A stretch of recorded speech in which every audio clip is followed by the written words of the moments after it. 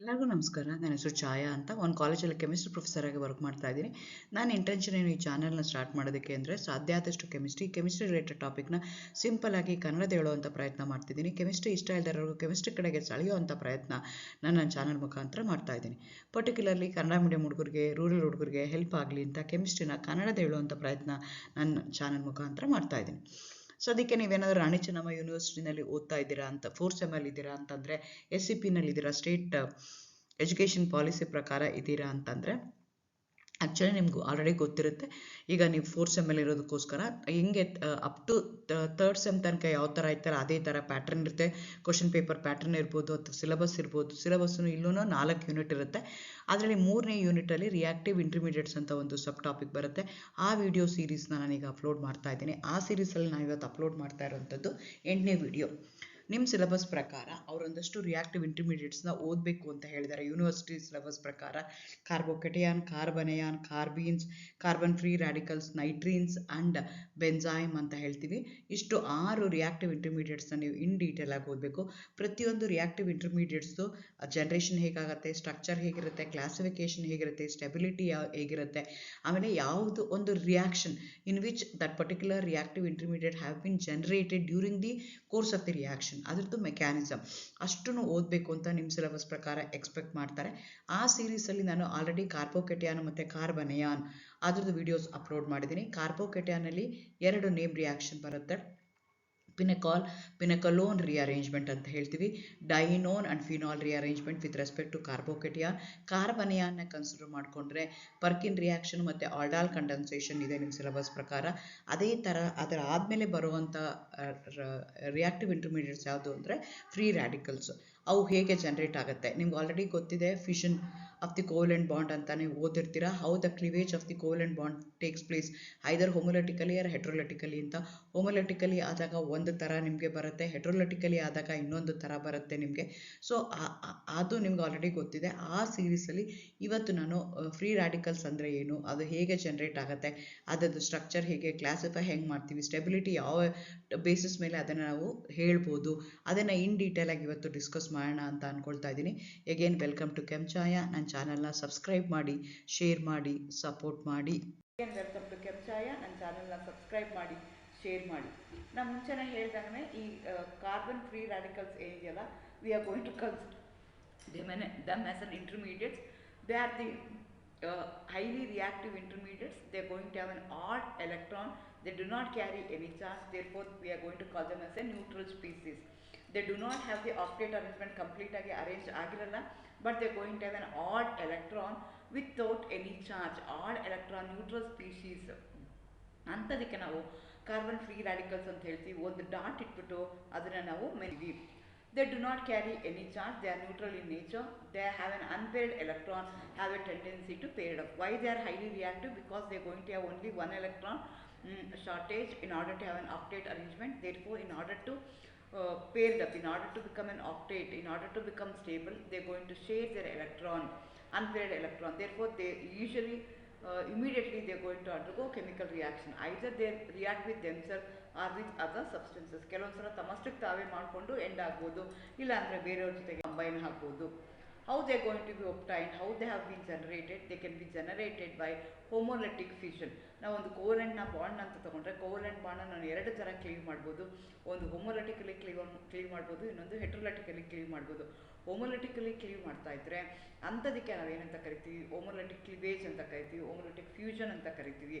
Usually homolytic cleavage will takes place in presence of UV light or heat. Thermal conditions ಅಥವಾ photochemical ಕಂಡೀಷನ್ಸಲ್ಲಿ reactions ಆಗುತ್ತೆ. ಆವಾಗ ನಿಮಗೆ ಏನು ಬರುತ್ತಲ್ಲ, ಆಡ್ ಎಲೆಕ್ಟ್ರಾನ್ ಸ್ಪೀಷೀಸ್ ಬರುತ್ತಲ್ಲ, they are highly reactive, their life span is very short. ಹಾಗಾಗಿ ಅಂಥದನ್ನು ನಾವು ರಿಯಾಕ್ಟಿವ್ ಇಂಟರ್ಮೀಡಿಯೇಟ್ಸ್ ಅಂತ ಹೇಳ್ತೀವಿ. ಫಾರ್ ಎಕ್ಸಾಂಪಲ್ ತೊಗೊಳೋದಾದರೆ ಕ್ಲೋರಿನ್ ತೊಗೊಂಡಿದ್ದೀನಿ. Chlorine in presence of HNU UV light ಏನಾಗುತ್ತೆ ಅಂದರೆ ಕ್ಲೋರಿನ್ ಫ್ರೀ ರ್ಯಾಡಿಕಲ್ಸ್ ಜನರೇಟ್ ಆಗುತ್ತೆ. ಎಗೇನ್ ಮೀಥೇನ್ ಜೊತೆಗೆ ಕ್ಲೋರಿನ್ ಫ್ರೀ ರ್ಯಾಡಿಕಲ್ ಜೊತೆಗೆ ರಿಯಾಕ್ಟ್ ಆದಾಗ ನಿಮಗೆ ಮೀಥೈಲ್ ಫ್ರೀ ರ್ಯಾಡಿಕಲ್ ಬರ್ತಾ ಹೋಗುತ್ತೆ. ಸೊ ಸೊ ಈ ರಿಯಾಕ್ಷನ್ ನೀವು ಇದು addition substitution reaction of methane with chlorine, ಅದನ್ನು ಯೂಶಲಿ ನೀವು ಲೋಯರ್ ಕ್ಲಾಸ್ಗಳಿಂದ ಓದಿರ್ತೀರಾ. ಆ ರಿಯಾಕ್ಷನ್ ಇಲ್ಲಿ ಬರುತ್ತೆ. ಆ ರಿಯಾಕ್ಷನ್ ನಿಮ್ಗೆ ಏನಾಗುತ್ತೆ ಅಂದರೆ ಫ್ರೀ ರ್ಯಾಡಿಕಲ್ ಮೆಕ್ಯಾನಿಸಮ್ ಪ್ರಕಾರ ಆಗುತ್ತೆ. ಇಲ್ಲಿ ಏನಾಗುತ್ತೆ, first step free radical generation ಈ ರೀತಿ ಆಗುತ್ತೆ. ಫ್ರೀ ರ್ಯಾಡಿಕಲ್ ಜನ್ರೇಷನ್ ಆಗಬೇಕು ಅಂದರೆ ನಿಮಗೆ ಹೀಟ್ ಬೇಕು, ಥರ್ಮಾಲಿಸಿಸ್ ಆಗಬೇಕು, ಇಲ್ಲಾಂದರೆ ಯು ವಿ ಲೈಟ್ ಬೇಕು ಅಂತ ಹೇಳ್ತೀವಿ. ಓಕೆ, ಈಗ ಜನರೇಟ್ ಆಗಿದೆ. How they can be stabilise? They are similar to that of the carbocation. Carbocation also electron deficient species. These are also electron deficient species, whereas the carbocation will going to have a shortage of 2 electron, whereas the free radical they are going to have a shortage of 1 electron. ಹಾಗಾಗಿ ಅಲ್ಲಿ ಕಾರ್ಬೋಕೇಟಿಯನ್ ಯಾವ ರೀತಿ stabilise ಆಗುತ್ತಲ್ಲ ಅದೇ ರೀತಿನೇ free ರ್ಯಾಡಿಕಲ್ನು stabilise ಆಗುತ್ತೆ. So ನಿಮಗೆ ಗೊತ್ತಿದೆ ಫ್ರೀ ರ್ಯಾಡಿಕಲ್ಸ್ ಹೇಗೆ ಸ್ಟೆಬಿಲೈಸ್ ಆಗುತ್ತೆ ಅಂದರೆ, ಸ್ಯಾಚುರೇಟೆಡ್ ಮಾಲಿಕ್ಯೂಲ್ ಆಗಿತ್ತು ಅಂತಂದರೆ ಇಂಡಕ್ಟಿವ್ ಎಫೆಕ್ಟು, ಹೈಪರ್ ಕಾಂಜುಗೇಟಿವ್ ಎಫೆಕ್ಟಿಂದ ಅದನ್ನ ಸ್ಟೆಬಿಲಿಟಿನ ಎಕ್ಸ್ಪ್ಲೈನ್ ಮಾಡ್ಬೋದು. ಕಾಂಜುಗೇಷನ್ ಇತ್ತು ಅಂತಂದರೆ ಆವಾಗ ನಾನು ರೆಸನೆನ್ಸ್ ತೊಗೊಂಡು ನಾನು ಎಕ್ಸ್ಪ್ಲೈನ್ ಮಾಡಬೇಕಾಗತ್ತೆ. ಫಾರ್ ಎಕ್ಸಾಂಪಲ್, ನಾವು ಆಲ್ಕೈಲ್ ಕಾರ್ಬನ್ ಫ್ರೀ ರ್ಯಾಡಿಕಲ್ಸ್ನ ತಗೊಳ್ತಾ ಇದ್ದೀನಿ ಅಂತ ಇಟ್ಕೊಳ್ಳೋಣ. So based on the group attached to it, so we are going to classify them as methyl, primary, secondary and tertiary. Methyl ಅಲ್ಲಿ 3 ಹೆಚ್ಚಿದ್ರೆ methyl ಅಂತ ಕರಿತೀವಿ. If one of the H is replaced by R group, ಅದನ್ನು primary ಅಂತ ಕರಿತೀವಿ. 2 replace ಆಯಿತು ಅಂದರೆ secondary ಅಂತ ಹೇಳ್ತೀವಿ. 3 replace ಆಯಿತು ಅಂದರೆ tertiary ಅಂತ ಹೇಳ್ತೀವಿ. ಸೊ ಈ ರೀತಿಯಾಗಿ ಫ್ರೀ ರ್ಯಾಡಿಕಲ್ ಎಲ್ಲಾದ್ರೂ ಫ್ರೀ ರ್ಯಾಡಿಕಲ್ ಇದೆ. ಫ್ರೀ ರ್ಯಾಡಿಕಲ್ ಅಂದರೆ ಆಡ್ ಎಲೆಕ್ಟ್ರಾನ್ ಡಿಫಿಷಿಯಂಟ್ ಸ್ಪೀಷೀಸ್ ಇದೆ.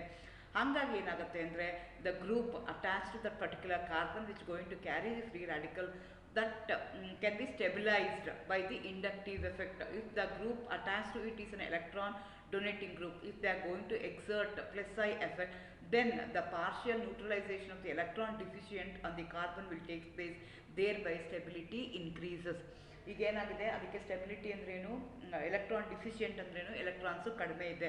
ಆ ಕಾರ್ಬನ್ಗೆ ಅಟ್ಯಾಚ್ ಆಗಿರುವಂಥ ಗ್ರೂಪ್ಗಳು ಏನಾದರೂ ಎಲೆಕ್ಟ್ರಾನ್ಸ್ನ ಕೊಡ್ತಾ ಹೋದರೆ ಅವಾಗ ಏನಾಗುತ್ತೆ ಅಂದರೆ electron deficient nature of the central electron deficient carbon free ರ್ಯಾಡಿಕಲ್ದು ಆ ಡಿಫಿಷಿಯನ್ಸಿ ಏನಾಗುತ್ತೆ, ಎಲೆಕ್ಟ್ರಾನ್ ಡಿಫಿಷಿಯನ್ಸಿ ಏನಾಗುತ್ತೆ, ಡಿಕ್ರೀಸ್ ಆಗುತ್ತೆ by the contribution of the adjacent groups. ಆ ಅಡ್ಜಸೆಂಟ್ ಗ್ರೂಪ್ ಯಾವುದು ಅಟ್ಯಾಚ್ ಆಗಿದೆ ಅನ್ನೋದ್ರ ಮೇಲೆ ನಾನು ಹೇಳ್ಬೋದು. ಆ ಗ್ರೂಪ್ ಏನಾದರೂ ಎಲೆಕ್ಟ್ರಾನ್ ಡೊನೇಟಿಂಗ್ ಗ್ರೂಪ್ ಆಗಿತ್ತು ಅಂತ ಅಂದ್ಕೊಳ್ಳೋಣ, ಅವಾಗ ಏನಾಗುತ್ತೆ ಅಂದರೆ ಸ್ಟೆಬಿಲಿಟಿ ಇನ್ಕ್ರೀಸ್ ಆಗುತ್ತೆ.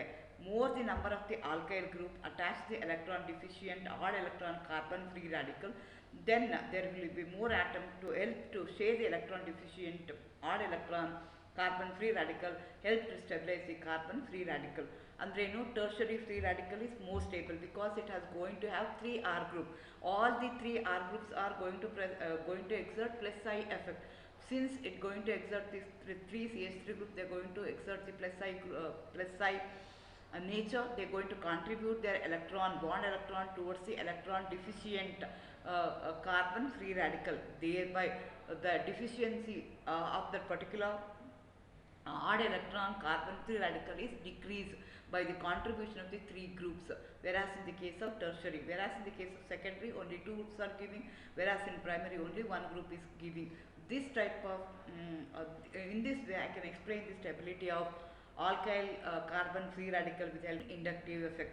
Similarly, if there is an electron withdrawing group attached to carbon which is going to carry the electron deficient odd electron or electron free radical ಇತ್ತು ಅಂತ ಇಟ್ಕೊಳ್ಳೋಣ. ಆ ಕಾರ್ಬನ್ಗೆ ಕಾರ್ಬನ್ ಫ್ರೀ ರ್ಯಾಡಿಕಲ್ ಪಕ್ಕದಲ್ಲಿರೋದಂದರೆ ಎಲೆಕ್ಟ್ರಾನ್ ವಿಡ್ರಾಯಿಂಗ್ ಗ್ರೂಪ್ ಇತ್ತು ಅಂದರೆ it going to make less stable, it going to make more strain, it going to make more electron deficient by pulling the electron ಕೊಡ್ತಾ ಇದೆ ಅಂತಂದರೆ ಎಲೆಕ್ಟ್ರಾನ್ ಡಿಫಿಷಿಯನ್ಸಿ ಏನಾಗುತ್ತೆ, decrease ಆಗುತ್ತೆ. ಎಲೆಕ್ಟ್ರಾನ್ನ full ಮಾಡ್ತಾ ಇದೆ ಅಂದರೆ ಎಲೆಕ್ಟ್ರಾನ್ ಡಿಫಿಷಿಯನ್ಸಿ ಇನ್ಕ್ರೀಸ್ ಆಗುತ್ತೆ. ಎಲೆಕ್ಟ್ರಾನ್ ಡಿಫಿಷಿಯನ್ಸಿ ಇನ್ಕ್ರೀಸ್ ಆಯಿತು ಅಂತಂದರೆ it will become much more unstable, much more less stable compared to that of the with the plus I group. So ನೀವು ಯಾವ ಗ್ರೂಪ್ ಅಟ್ಯಾಚ್ ಆಗಿದೆ ನಿಮ್ಮ ಕಾರ್ಬನ್ ಫ್ರೀ ರ್ಯಾಡಿಕಲ್ಗೆ ಅನ್ನೋದು important ಆಗುತ್ತೆ. Electron donating group ಇತ್ತು ಅಂತಂದರೆ ಸ್ಟೆಬಿಲಿಟಿ ಇನ್ಕ್ರೀಸ್ ಆಗುತ್ತೆ, electron withdrawing group ಇತ್ತು ಅಂದರೆ ಸ್ಟೆಬಿಲಿಟಿ ಡಿಕ್ರೀಸ್ ಆಗುತ್ತೆ according to inductive effect. Similarly, I can also explain with the help of an hyperconjugation. Hyperconjugation effect is also called as a non-bond resonance ಅಂತ ಹೇಳ್ತೀವಿ. One of the H group will be detached from the molecule, but it will be there in the system, but it will be detached from the molecule. So I can write the resonating structure. So higher the resonating structure, ಅದಕ್ಕೆ canonical forms ಅಂತ ಕರೀತಾರೆ. Higher the canonical forms, higher the stability. So ನೀವು tertiary carbon free ರ್ಯಾಡಿಕಲ್ನ ತೊಗೊಂಡ್ರೆ 10 ನಾನು ಸ್ಟ್ರಕ್ಚರ್ಸ್ನ ಬರಿತೀನಿ, ಸೆಕೆಂಡ್ರಿಗಾದರೆ 7 ಸ್ಟ್ರಕ್ಚರ್ಸ್ನ ಬರಿತೀನಿ, ಪ್ರೈಮರಿಗಾದರೆ 4 structure ಬರಿಬೋದು, ಮೀಥೈಲ್ಗಾದರೆ 1 ಸ್ಟ್ರಕ್ಚರ್ ಬರಿಬೋದು. Higher the number of the canonical structure, higher the number of the resonating structure, higher the stability. ಹಾಗಾಗಿ ಏನಾಗುತ್ತೆ, tertiary carbocation is more stable because I can write 10 different structure. So your molecule will keep on moving from one structure to another structure. It's going to take a longer time, therefore it's going to be more stable. Larger the number of the conical forms can be written for the tertiary carbon free radical compared to those of primary or secondary or tertiary. So ಆ ರೀತಿಯಾಗಿ ನಾನು hyper conjugation ಮೇಲೆ explain ಮಾಡ್ಬೋದು. Similarly, if it is present in an unsaturated molecule, if it is present in a conjugated system, then I am going to take the help of resonance. For example ನಾನಿಲ್ಲಿ allyl benzyl carbon free ರ್ಯಾಡಿಕಲ್ಸ್ನ ತಗೊಳ್ತಾ ಇದ್ದೀನಿ. Allyl ಅಂತಂದ್ರೇನು, ಒಂದು single bond ಒಂದು double bond ಇದ್ದರೆ ಅಂಥದಕ್ಕೆ ನಾವೇನಂತ ಕರಿತೀವಿ, allyl free radical ಅಂತ ಕರಿತೀವಿ. ಬೆನ್ಸೈಲ್ ಅಂತಂದರೆ ಬೆನ್ಸಿನ್ ರಿಂಗಿಗೆ CH2 ಇರೋದಕ್ಕೆ ಅದ್ರ ಮೇಲೆ ಆ ಕಾರ್ಬನ್ ಮೇಲೆ ಫ್ರೀ ರ್ಯಾಡಿಕಲ್ ಇದ್ದರೆ, ಆ ಕಾರ್ಬನ್ ಇಸ್ ಫ್ರೀ ರ್ಯಾಡಿಕಲ್ ಆದರೆ ಅದಕ್ಕೆ ನಾವು ಬೆನ್ಸೈಲ್ ಕಾರ್ಬನ್ ಫ್ರೀ ರ್ಯಾಡಿಕಲ್ ಅಂತ ಕರಿತೀವಿ. ಈ ಎರಡೂ ಯಾವುದರಲ್ಲಿ ಸ್ಟೆಬಿಲೈಸ್ ಆಗುತ್ತೆ ಅಂದರೆ due to resonance, because there will be a single bond and a double bond. So there will be a migration of electron. ಈ ಡಬಲ್ ಬಾಂಡ್ ಇರುವಂಥದ್ದು ನೋಡಿ, ಫಸ್ಟ್ ಇದರಲ್ಲಿ ಏನು ಮಾಡಿದ್ದೀನಿ ನಾನು, ಅಲೈಲ್ನ ತೊಗೊಂಡಿದ್ದೀನಿ. ಆ ಡಬಲ್ ಬಾಂಡ್ ಇರುವಂಥ ಕಾರ್ಬನ್ ಮೊದಲನೇ ಬಿಟ್ವೀನ್ ಕಾರ್ಬನ್ ನಂಬರ್ 1 and 2 ಇರುವಂಥದ್ದು, ಆ bond electrons will be migrated to next carbon. ಅವಾಗ ಏನಾಗುತ್ತೆ, other will become the electron deficient. ಇಲ್ಲಿ ಏನಾಗುತ್ತೆ, 2 ರೆಸನೇಟಿಂಗ್ ಸ್ಟ್ರಕ್ಚರ್ ನನಗೆ ಬರುತ್ತೆ.